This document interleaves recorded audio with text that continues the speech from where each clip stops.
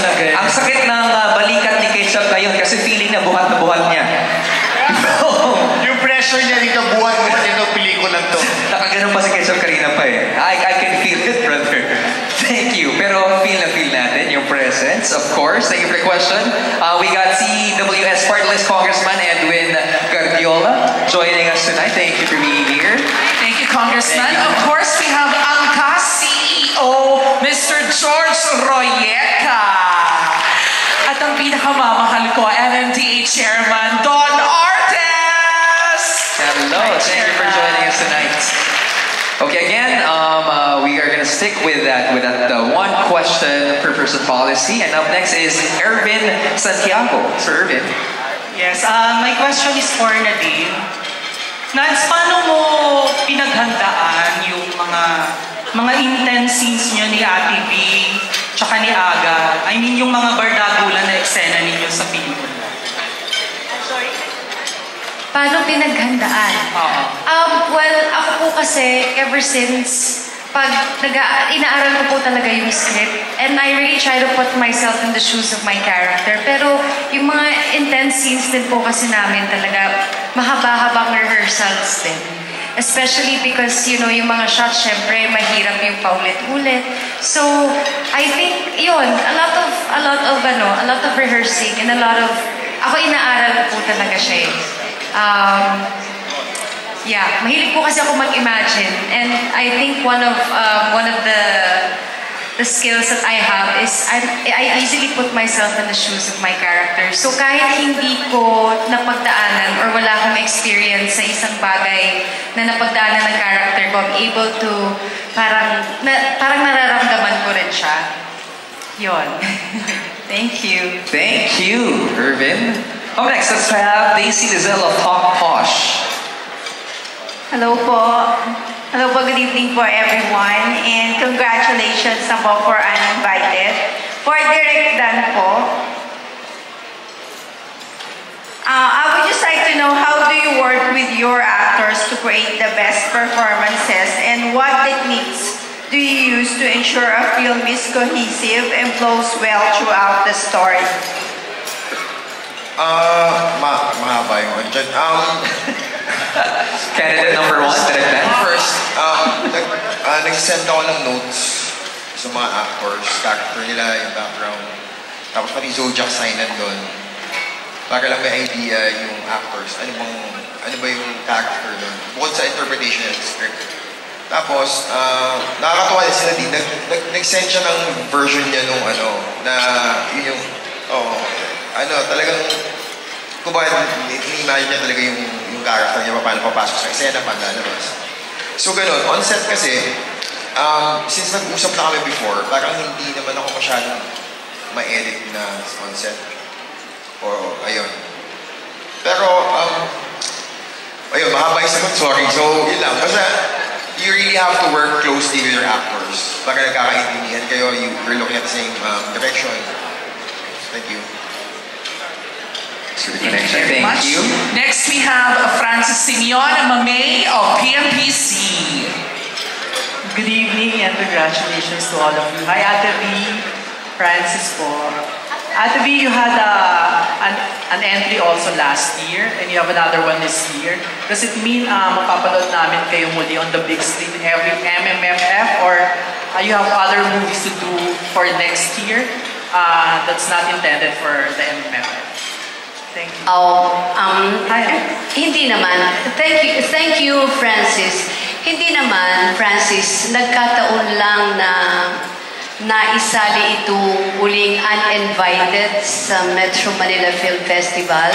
Again, if I may reiterate, when we were planning, conceptualizing the story of this movie, yung mga meetings namin, wala sa plano namin isali ito sa MMFF.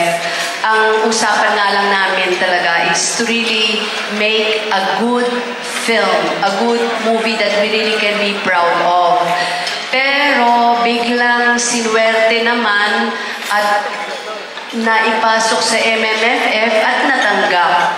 So, not necessarily may plano naman ako yearly. Nagkataon lang magkasunod na when I met you in Tokyo, and then this year, meron akong huling movie na napasali yung Uninvited. So, siguro, ano lang, baka it was meant to be.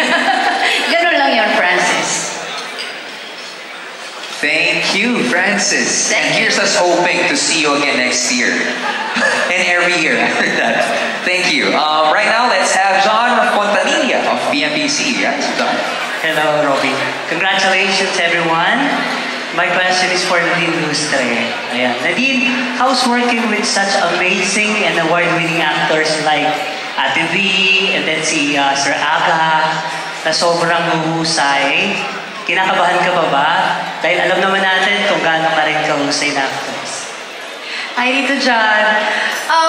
Actually, nung pinitch po kasi sa akin nila Direk Dan yung project, nakakatawa yun. Unang nilang ginawa yung sinabi nila yung mga kasama sa film.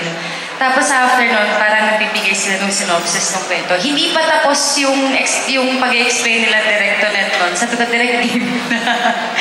Kasi, I mean, kailan ko ba masasabi na nakatrabaho ko silang lahat in one film? So, syempre, this is an opportunity of a lifetime. So, agad-agad tinanggap ko siya. I think, in the beginning, siguro yung first shooting day namin, syempre pumasok ako dumating ako ng set, medyo kabado ako. Kasi nga, bigatin nga yung mga kasama ko. But then, everyone was so welcoming, everyone was so nice, Kuya Agan, si Ate V. So, mawawala talaga yung kaba mo. And I think yung pressure and yung kaba na yun just really turned to parang mas more on wanted to have a good time and wanted to do my best and of course to enjoy working on the film. Thank you for the question. Thank you, Tito John. Tito John. Fontanilla of PMs. Okay, before we go to our next question, just one quick question para sa ating living legend right here, Sir Tirso Cruz III. Sir Tirso, ba't kasama ako? I just want to ask your preparation kasi you are with the top-notch actors and actresses, the cast right here. Paano po kayo naghanda? Kasi palaging ganun eh. What we're sensing is diretso na agad, sapak na agad sa eksena. Meron pang bonding na nangyayari, may session pa or wala, diretso na agad din. Actually, it's an honor to be invited to be part of Uninvited. Magulo, no? No, but anyway, the one thing that I'm very proud of is talaga, every time I do a movie, yung nagkakaroon ako ng chance na makasama yung magagaling na artista, lalo na itong moving ito. Kasama si V, kasama si Aga, kasama si Nadine. And most importantly, the chance to be directed by Dan Villegas, which I would like to say, and I'm very, very proud to say that you get a chance to be directed by an actor's director. Ganun si Dan. So, he doesn't have many instructions or many qualms. Direct to the point, sasabihin niya sa'yo kung ano yung gusto niya at kung kaya mong itawid, kung kaya mong gawin. And every time you're given that chance, as an actor, you get more excited, you get more interested in whatever role you're playing. And you try to put your best foot forward. Dahil lahat ng kasama mo, naka-best foot forward lahat eh. So matatangay ka, even ikaw mismo madadama nila. Lahat may gustong patunayan palalo, no? Ganun level. Ganun na nga sila. Gusto pa umakyat, no? But if you're given that chance, why not? You have to take it. And right now, taking this chance to ask his question is... Irvin Santiago. I think Danny Vivas of okay. Tribute. It's okay. It's okay. Sir Danny Vivas. I'm here, yeah. I think my question is for Direk Dan. You said, or anyway, you said the story happens in 24 hours. Does that mean you shot only in one location? There were no chances to do a shooting in a memorable location? And yeah, like that house, that's the only place where you shot in? Hindi naman po. Pero abangan po natin. Baka kasi spoil eh.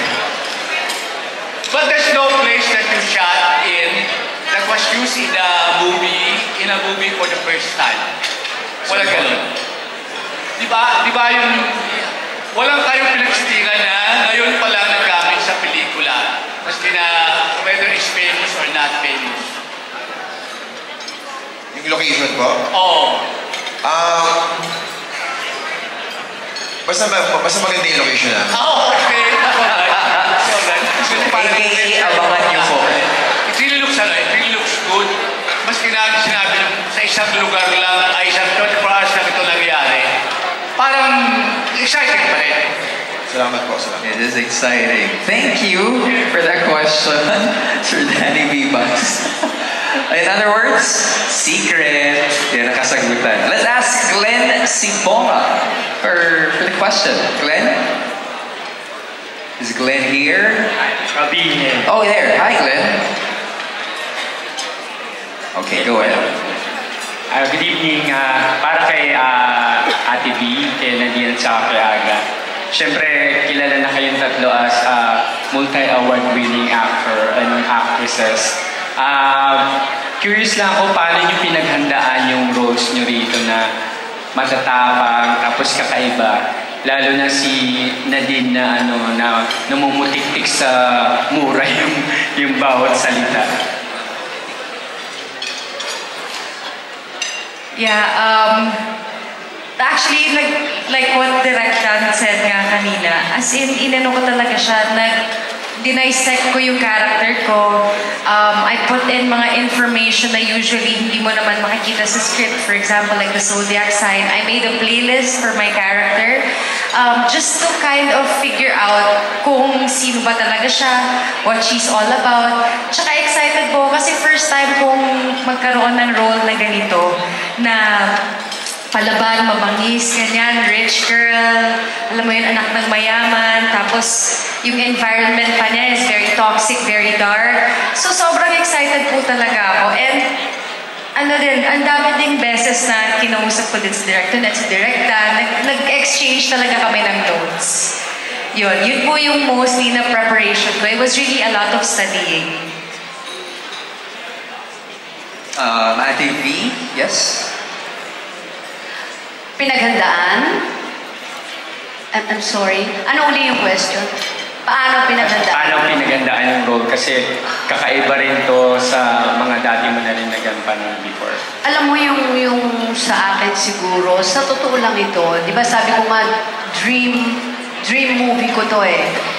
It's more of yung inspiration. Kasi nung last meeting kami, bago ma-approve na we will be doing this movie, na-inspire na ako kagad eh. Yun ang isang malaking plus factor sa artista eh. It's really nice to work when you are inspired. Kasi parang you're looking forward into something na, oh my God, this is something nice. Maganda to, matcha-challenge ako dito. Parang doon ang gagaling yung inspirasyon ko. And ang maganda lang dito, siguro if I may, please allow me, malaking karangalan po ang makasama ang team na ito. Nagmumula na dun sa aming, kesa sa director ng aming set design kay Mick Tatad. Mick, hi! Na napakagaling po ng pagsa-setup namin. Lahat well-prepared, even our costumes. So, and I guess the presentation they did to me, nung nilatag po nila itong istoryang ito sa akin, nung makita ko po yung photography, kay Pao, sa totoo lang yan. Pao, palakpakan naman natin si Pao. Grabe, na-amuse ako talaga. Yung, kukwento ko lang po sa inyo kasi iba yung dito ang kulay, iba kulay dito. Ito na-impress po ako talaga at nangyari yun. Pao, maraming salamat. And nung inayos na po yung script ni Sir Dodo Dial, Sir, nung meeting natin, remember? Nagtatanong ako sa kanya ng talagang ano mo ba talaga to? Kasi hindi ko alam talaga yung gitna nung dream movie ko. Hindi ko alam kung ano yung gitna. Pero binuo nila Sir Dodo Dial. Maraming salamat po. At malaking karangalan sa akin na malaman ko din na makakasama ko yung nanalong Best Actress, katay si Marian Rivera nung Sinimalaya. Walang iba kundi si Gabi Padilla. Gabs, thank you. I love you. And then kasama ko pa rin of course ang aking pong best friend kasama si Tirso Cruz III. And then I'm so happy when I learned, ang dami kong kwento ha, bubuin ko na. Malaking karangalan na magpo-produce pa ang Mentor. Ang Mentor kung saan ang galing, yung malaki yung kinitang movie na Malyari ng anak kong si Papa P. So, nung ako ang tinatanungan anong script ang gusto mo, ang dami nilang pinitch sa akin, hanggang bandang huli, ano ba gusto mo? At ito nga po yung naisip ko. So, tapos po, malaking karangalan po from Mentor, ay naging producer ko rin po, co-produce ang Project 8. Imagine with Direct Dan Villegas, with Direct Tonette Hadaune, and Direct Irene. So, the inspiration is there. And then nalaman ko po, of course, with Nadine, with Aga, and then with RK, Bagatsing, first time. Puro first time. So, na-inspire ako to be working with New Blood. Kay RK, thank you RK. And then si Gio. Gio, bagets ka pa nun ha? Pag magkasama. Ibang high, ibang inspiration to be working first time with these actors. And then si Ketchup.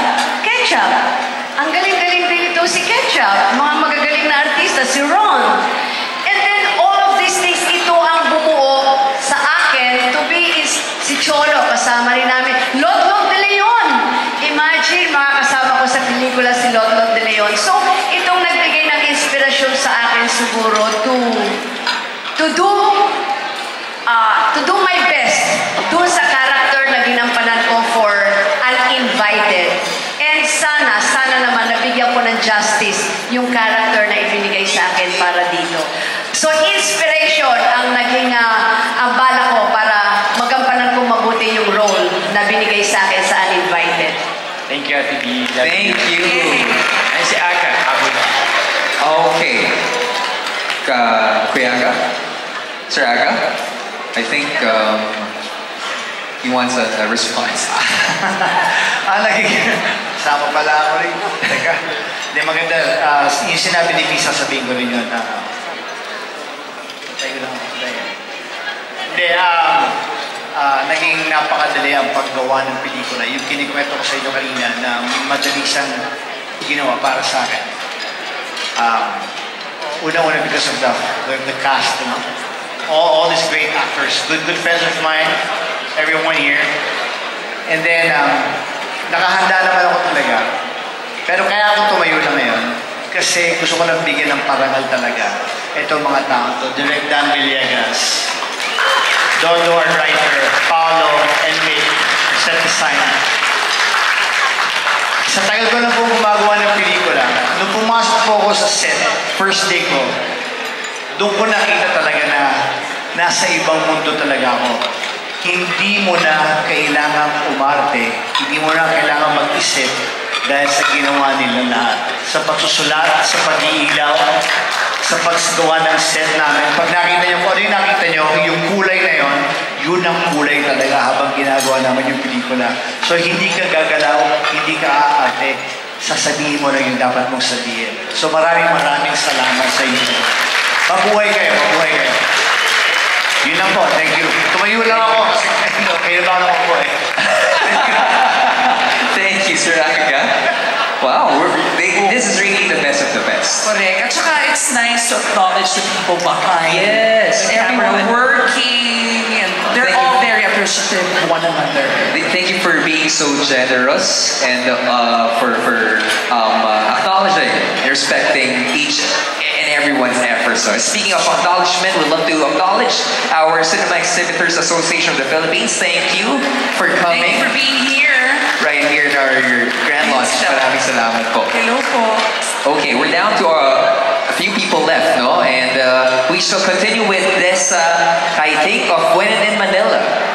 Hello, so this session is for Nadine. So Nadine, how has this project brought a different or a better actress in you? Well, I guess this is really a huge, how do I say, change from all the roles that I've done before.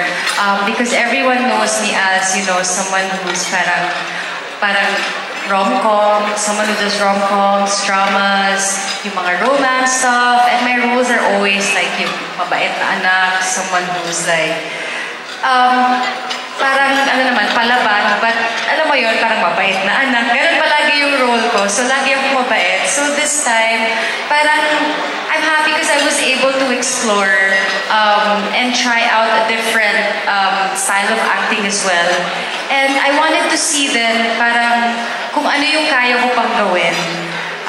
Kasi this time around, as in sobrang extreme talaga yung pagkakaiba niya from my previous characters. And to be honest, it is parang something that I've always wanted to do. Kasi I wanted to see kung ano pa nga talaga yung kaya kong gawin and what other kind of genres or even roles that I can do in the future. And knowing me, you know, I'm very I love exploring and I like trying different things. So hopefully from here on, sana naman mas maging dark pa yung next characters ko. Or I don't know, let's see. Pero it seems to me that I'm going the darker side of acting. Let's see. Well, at least for the roles. Thank you. Thank you. Thank you. Thanks, Nadine. Kala ko dark na yun, hindi pa pala. Pwede pa pala. Gusto pa niya mas dark. Pwede pa. May pupush pa. Kakago lang itong sinabihin na yun. Palaban sila. Palaban, okay. Right now, let's Next ask. we have from TV5, Von Bilinario. Hi everyone! Congratulations po to all the production and the people behind this movie. My question po ay for Sir Aga, Ate V, and Nadine. Grabe yung tema na pinakita rito sa trailer or sa teaser pa lang. But you as actors, how was it dealing with the dark themes of the movie?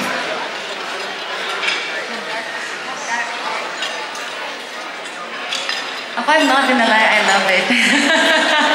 Personally, you know, when I'm at home, I turn on the TV, the first things that you would really see on my siguro sa streaming app ko would be like true crime, you know, like mystery, mga documentaries, horror, thriller, suspense.